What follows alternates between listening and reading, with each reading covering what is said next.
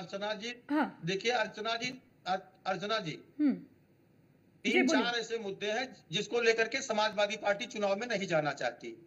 एक तो फैजाबाद लोकसभा में एक निषाद बालिका से समाजवादी पार्टी के नेता मोहित खान ने रेप किया और पूरी समाजवादी पार्टी मोहित खान के साथ खड़ी रही, इसलिए वो चुनाव से भाग रही है कि उसका आक्रोश कम हो जाए तब हम चुनाव में जाए।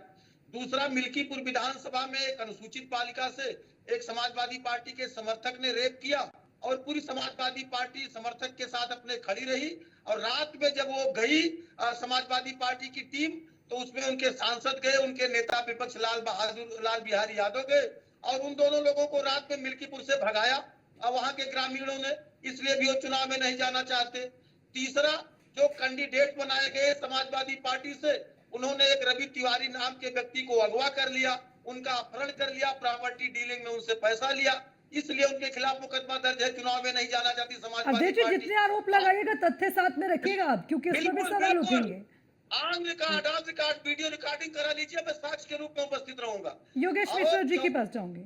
और चौथी बात यह है कि हरियाणा के चुनाव के परिणाम से समाजवादी पार्टी के लोग इतने डरे हुए हैं, सुबह कुछ कहते हैं, रात में कुछ कहते हैं। सुल्तानपुर में डकैती हुई तो कहा डकैती क्यों हुई, डकैत मारा गया तो डकैत के साथ खड़े हो गए। उन्नाव में रेपिस्ट के साथ खड़े हो गए। बहराइच के अंदर दंगा हुआ तो ये राम गोपाल मिश्रा की बात नहीं करने लगे, पहले कहा दंगा क्यों हुआ और बाद में जब इनकाउंटर में अभियुक्त पकड़े गए तो कहा इनकाउंटर क्यों किया।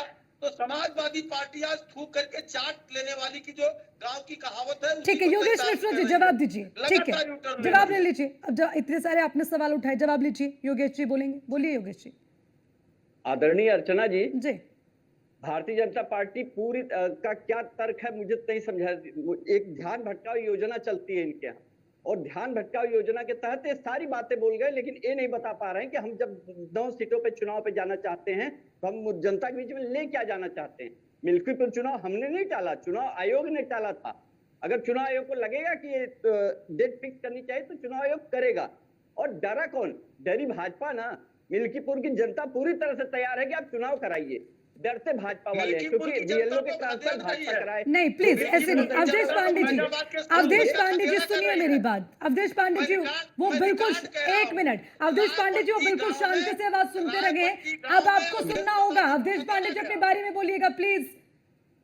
समय की बर्बादी मुझे बिल्कुल नहीं चाहिए। शुरुआत में ही ये खेल शुरू हो गया, अब नहीं चलेगा। अवधेश जी आपको काउंटर करना है, आपको काउंटर करना है, आप अपनी बारी का इंतजार करिए प्लीज। समय की बर्बादी कतई नहीं, उन्हें अपनी बात पूरी करने दीजिए।